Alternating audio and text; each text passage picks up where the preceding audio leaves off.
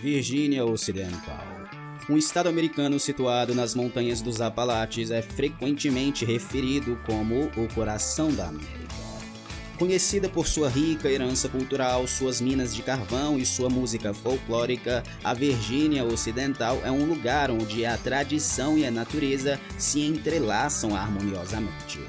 Nos anos que antecederam 1966, a Virgínia Ocidental estava em uma fase de transformação.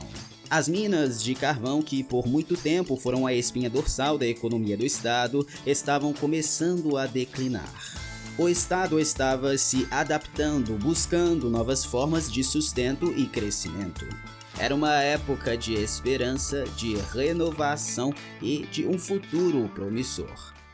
Mas, como em qualquer lugar com uma história rica e uma tapeçaria cultural tão diversificada, havia segredos escondidos nas sombras das montanhas e vales de Virgínia Ocidental. Por trás da beleza natural e da rica tapeçaria cultural, o estado escondia histórias que desafiam a compreensão. Histórias que começaram a emergir em 1966 e 67 e que até hoje envolvem a Virgínia Ocidental em um manto de mistério e intriga. Você já sentiu como se estivesse sendo observado mesmo quando estava sozinho? Já acordou no meio da noite com a sensação de que algo ou alguém estava no seu quarto, escondido nas sombras? Alguma vez, enquanto caminhava por uma estrada deserta, teve a sensação de que não estava realmente sozinho? Se você respondeu sim a qualquer uma dessas perguntas, talvez queira continuar ouvindo, porque o que eu vou te revelar pode estar conectado com uma figura misteriosa, até hoje alvo de especulações.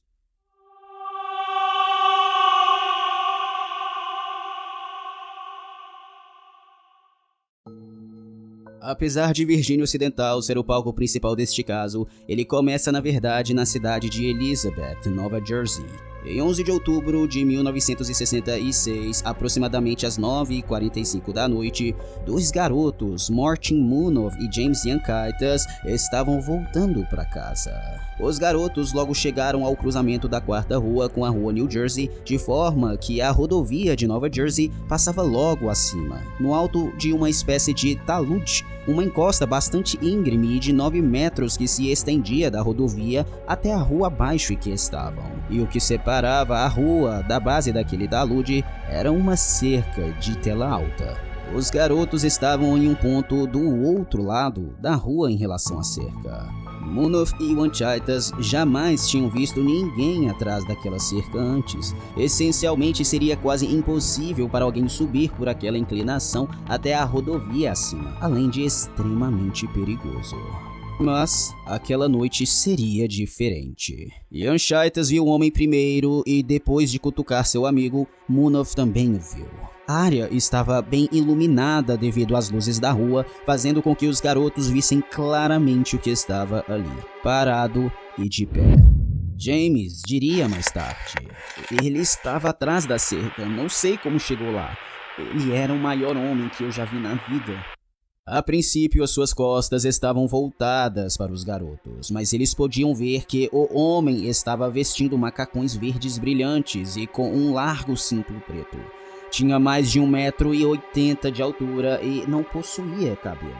Foi então que o homem finalmente se virou e passou a olhar fixamente para eles. Os garotos relataram que ele possuía um sorriso enorme, de orelha a orelha, e uma pele meio bronzeada, olhos negros, pequenos e redondos, relativamente separados uns dos outros. Yankaitis e Munov ficaram aterrorizados com a figura e rapidamente deixaram a área, deixando o homem sorridente para trás. O autor, jornalista e investigador paranormal John Keel soube do relato e viajou para Elizabeth 3 dias após ter avistado o mesmo homem sorridente.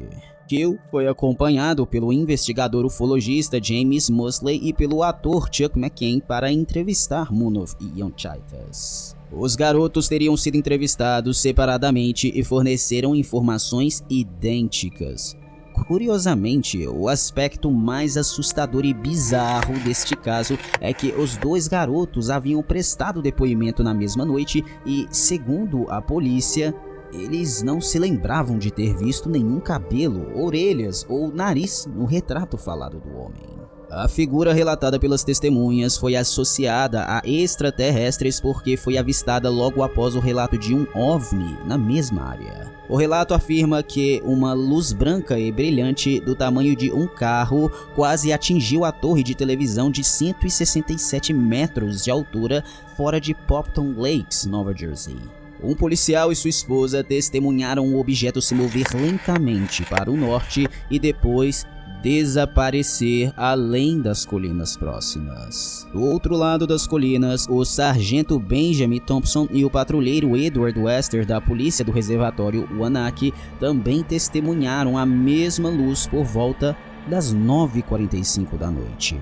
Mesmo horário do encontro dos dois garotos com o misterioso homem enquanto voava baixo sobre o reservatório. Nas palavras do sargento Thompson, a luz era brilhantemente branca, iluminou toda a área por cerca de 275 metros. Na verdade, me cegou quando saí do carro de patrulha para olhar e fiquei sem enxergar por uns 20 minutos. Em 1966, Woodrow Derenberger era um vendedor de máquinas de costura vivendo em Mineral Wells, Virgínia Ocidental.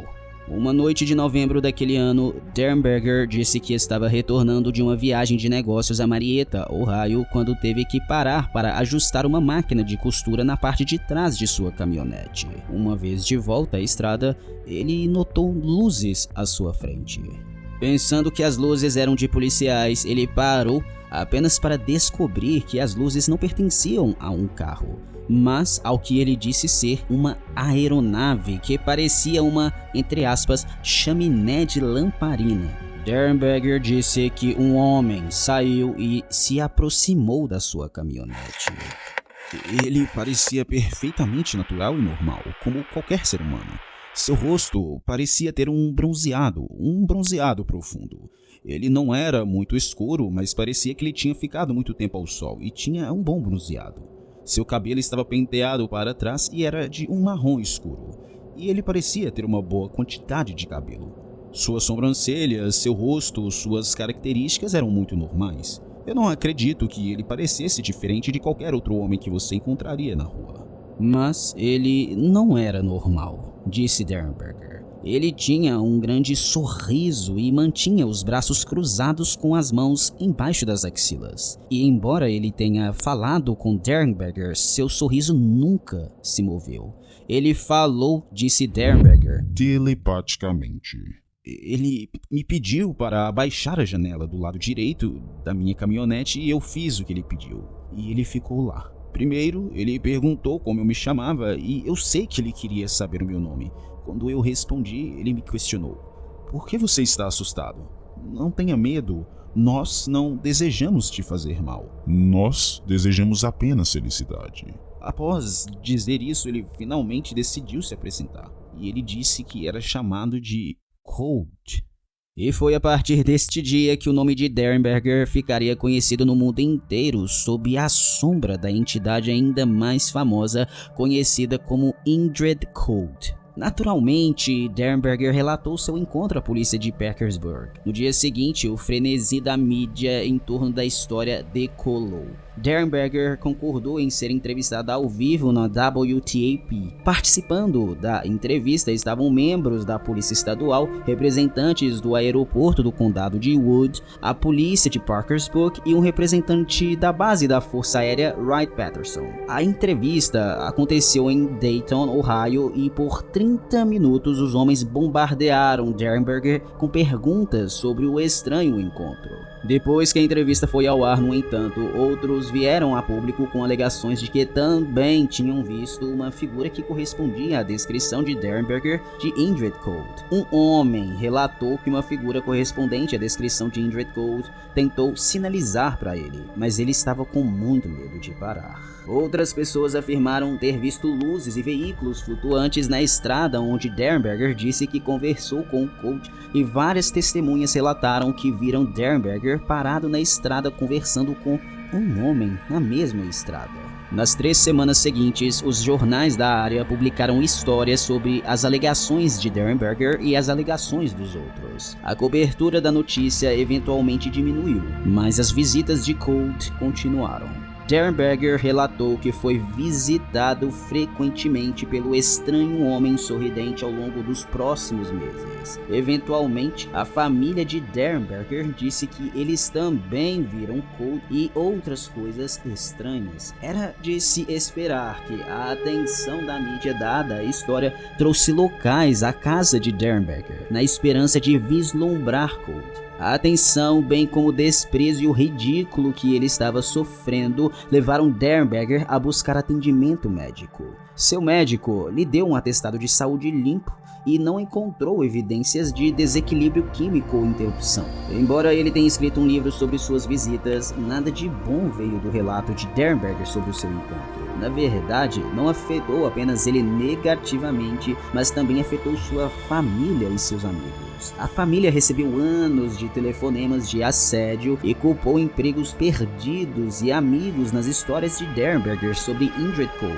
Derenberger sofreu dores de cabeças dolorosas e depressão e, eventualmente, sua esposa se divorciou dele. Derenberger teve que se mudar da área para escapar de sua notoriedade. No entanto, depois de 20 anos vivendo em outro lugar, ele voltou para a área de Mineral Wells antes da sua morte em 1990, aos 74 anos, 23 anos depois que Indrid Cold parou na rodovia. Embora ele nunca tenha voltado atrás em sua declaração, ele nunca mais falou sobre o assunto. O seu relato persistiu, introduzindo Indrid Cold ao reino dos contos assustadores, mistérios e lendas rurais. Depois que Derenberger falou com John Keel, o mesmo autor e jornalista que entrevistou os garotos de Elizabeth, Nova Jersey, a figura de Indrid Cold passou a ser associada a outra muito mais famosa. Uma criatura tenebrosa, cujas aparições e ocorrências datam um pouco antes e durante os eventos do Homem Sorridente, e se tornou o emblema mais famoso da cidade de Virgínia Ocidental e do mundo, recebendo inclusive um filme no ano de 2002 baseado no livro do próprio John Keel e com direito à aparição do Homem Sorridente. The Mothman Prophecies. Apesar de ser quase impossível, não abordaremos essa segunda criatura agora. O autor da revista Skeptoid Magazine, Brian Dunning, certa vez comentou: "É difícil dizer o que realmente aconteceu com Derenberger naquela noite, mas está claro que ele não ganhou nada ao se manifestar com aquela história, que fez muito pouco por ele. Derenberger, com o tempo, se tornou cada vez mais obcecado com aquilo tudo, e isso lhe custou seu emprego e sua esposa." De acordo com Keel, que o visitou um ano depois, Derenberger foi encontrado se escondendo atrás de cortinas fechadas que ele acreditava serem centenas de crentes e céticos por OVNIs, dizendo que Indrid Cold e seus amigos frequentemente visitavam a fazenda, muitas vezes chegando de carro para longos e amigáveis bate-papos. Entre aspas, dizia Keel, ele quase certamente se tornou delirante. Outro encontro ainda mais perturbador com o que Keel especulou que poderia ser o The Grinning Man também ocorreu em Point Pleasant durante aquele mesmo período. O evento aterrorizante aconteceu na casa rural da família Lilly. Os Lillys estavam lidando com atividades assustadoras, semelhantes a poltergeists, bem como vendo luzes peculiares no céu acima de sua casa todas as noites. De acordo com a senhora Lilly, "Nós vimos todos os tipos de coisas estranhas, luzes azuis, verdes, vermelhas, coisas que mudam de cor. Algumas estavam tão baixas que pensamos que podíamos ver janelas em forma de diamante nelas, e nenhuma delas fazia barulho algum." O incidente envolvendo o The Grinning Man, no entanto, não aconteceu com toda a família, mas na filha dos Lilly, Linda. A jovem confidenciou a Keel, que estava no local registrando todo o alvoroço da segunda criatura antes mencionada, que ela havia acordado uma noite para dar de cara com uma figura imponente, olhando para ela enquanto estava na cama. Nas palavras de Linda, "Era um homem grande, muito largo. Eu não conseguia ver o seu rosto muito bem, mas pude ver que ele estava sorrindo para mim. Ele andou ao redor da cama e ficou bem em cima de mim. Eu gritei novamente e me escondi sob os cobertores. Quando olhei novamente, Ele havia desaparecido. Linda então correu para o quarto de sua mãe gritando histericamente que havia um homem em seu quarto e tinha certeza daquilo. Ela se recusou a dormir sozinha por meses após o encontro.